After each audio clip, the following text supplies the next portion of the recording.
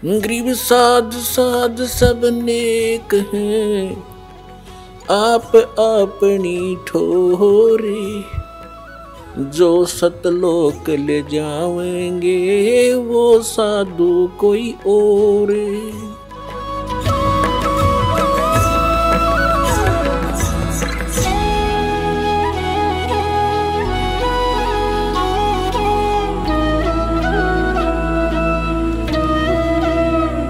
अब पुणात्माओं, इस भक्ति मार्ग में सबसे पहले गुरु की भूमिका होती है। और कबीर साहब कहते हैं, गुरु मानुष कर जानते ते नर कहिए अंध,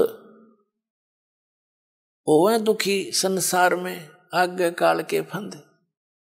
गुरु को मानुष जोग ने और करे चरणामृत को पान, ते नर नरक में जावेंगे योग योग हो समान।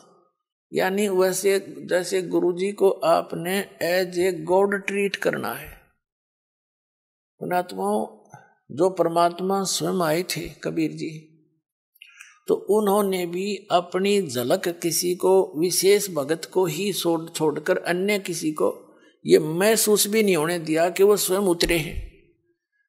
और वो खुद कहते थे, वो परमात्मा भाई सतलोक में रहता है, वो सदा सुखदाई है, वो अविनाशी है, तुम वहां से आए हो, वहां जाकर ही तुम्हें सुख होगा, वहां जाने की विधि ये ऐसे है। बस वो तो स्वयं परमात्मा भी थे, लेकिन गुरु अलग होता है, परमात्मा भिन्न होते हैं। गुरु तो केवल उस परमात्मा से मिलाने वाला आपका एक मीडिया होता है, उस परमात्मा से मिलाने वाला होता है। परमात्मा अलग है, गुरु अलग है, लेकिन गुरु उस परमात्मा का कृपा पात्र होता है।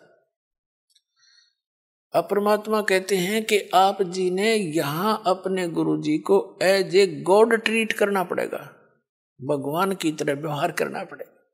उनको भगवान मान कर रिहर्सल करने पड़ेंगे, अपने मन पापी को सेट करना पड़ेगा, आपने दुष्विचारों को रोकना पड़ेगा। संघर्ष रिहर्सल है ये आपकी। यहाँ बुलाकर आपको यहाँ क्रियाएं कराई जाती हैं, दंडवत प्रणाम कराया जाता है, आपसे 2 पैसे दान कराए जाते हैं, और दान से ही आपको फिर यहाँ की सुख सुविधाएं मिलती हैं। कहते हैं, देते को हर देत है, जहां तहां से आन, अन्ना दिया फिर मांगते फिर यो, परमात्मा सुने नहीं कान। तो जब तक हम दान नहीं करेंगे, धर्म नहीं करेंगे, तो आपको देगा कहां से? जैसे आप देखते हो, एक तो कारों में चलता है और एक भीख मांगता फिर रहा, कागज चुग गए। अब वो दिए बाबा को चौनी ना दे, सैकड़ा में एक आधा को दे जा, 2 रुपये मुश्किल दे। तो कहते हैं, देते को हर देत है। आज एक व्यक्ति के ठाठ हैं, आगे तो आगे यहाँ झूठी यहाँ के ठाठ जो है, कार भी है, कोठी भी है, फैक्ट्री भी लगा रखी है, तो वो पिछले जन्म का पुण्य है उसका। देते को हर देत है, जहां तहां से आन, और ना दिया जिसने दान नहीं करा मनुष्य जीवन पाके। और दान भी सुपात्र को हो, कुपात्र का किया हुआ व्यर्थ है। तो कहते हैं, ना दिया वो मांगते फिर यो, फिर भगवान सुने ना कान। वो तो अब है आपका समय, जो दान आपने जो कर्म बनाने हैं, तो अब ये समय भी अब मिला आपको, जो पूर्ण संत भी ईब मिला।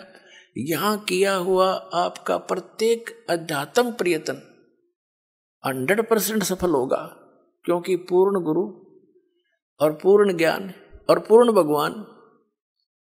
कहते हैं, गुरु बिन माला फेरते, गुरु बिन देते दान, गुरु बिन दोनों निष्फल है, चाहे पूछो वेद पुराण। और गुरु पृथ्वी पर कोई है नहीं इस दास के अतिरिक्त। आपका जच्चो चाहे मत जच्चो,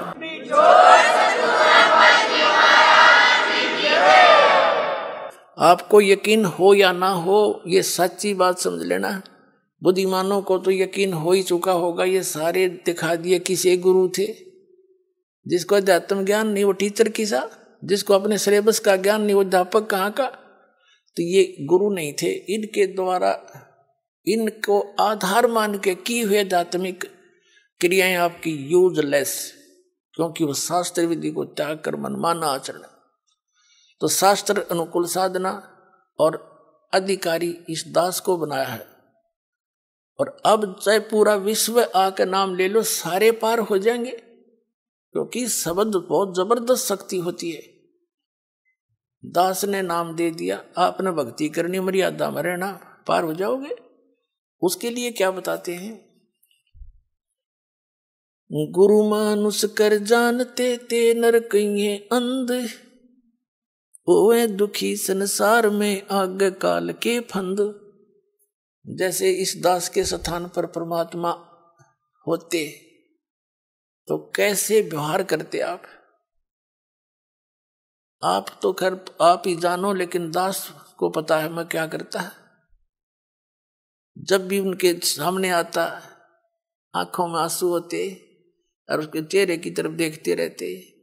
अब उसके सामने ठीक है, अब तो हम as a Guru he deal करेंगे, अपना दुख भी रोवांगे।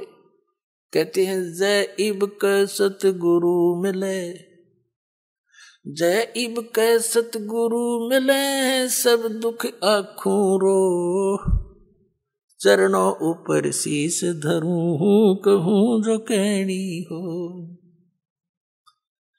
तो कहने का भाव ये है कि जैसे गुरु जी के सामने आप भगवान के पास जाते हो और आपसे गुरु जी क्या कहेगा कि भाई शराब नहीं पीना, चोरी नहीं करना, मर्यादा भंग मत करना, मर्यादा में रहना, भक्ति करना, और आप मेरे सामने आकर के झूठ बोल दोगे किसी भी पॉइंट के।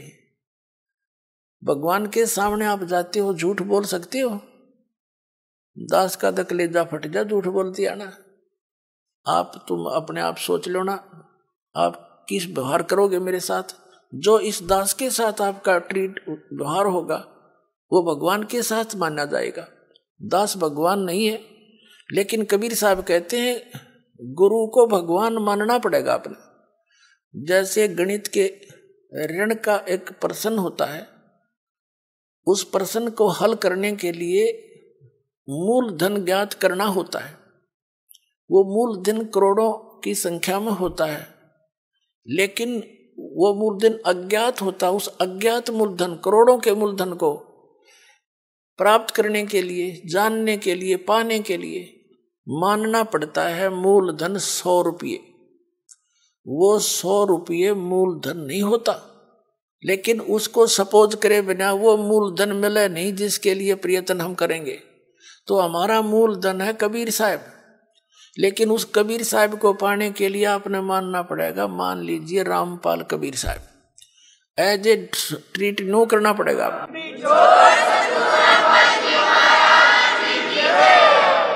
और ऐसे सपोज करे बिना आप पा नहीं सकते उसको।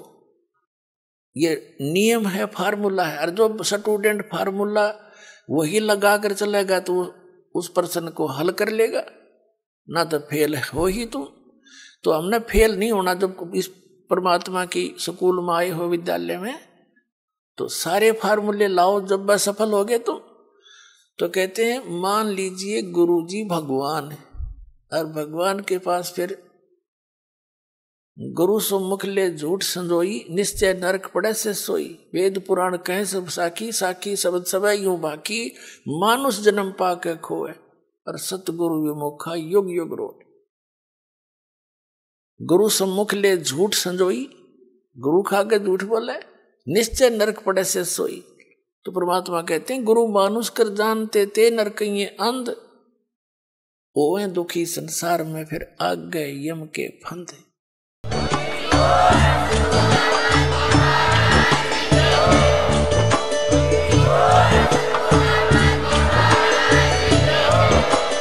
आप सुन रहे थे जगत गुरु तत्वदर्शी संत रामपाल जी महाराज जी के मंगल प्रवचन। अधिक जानकारी के लिए विजिट कीजिए हमारी वेबसाइट www.jagatgururampalji.org। संत रामपाल जी महाराज जी के शुभ आशीर्वाद से पूरे विश्व भर में 500 से भी ज्यादा नाम दीक्षा केंद्र हैं, जिन पर संत रामपाल जी महाराज जी द्वारा ऑनलाइन निशुल्क नाम दीक्षा दी जा रही है। अपने नजदीकी नाम दीक्षा केंद्र का पता करने के लिए संपर्क करें 8222880541।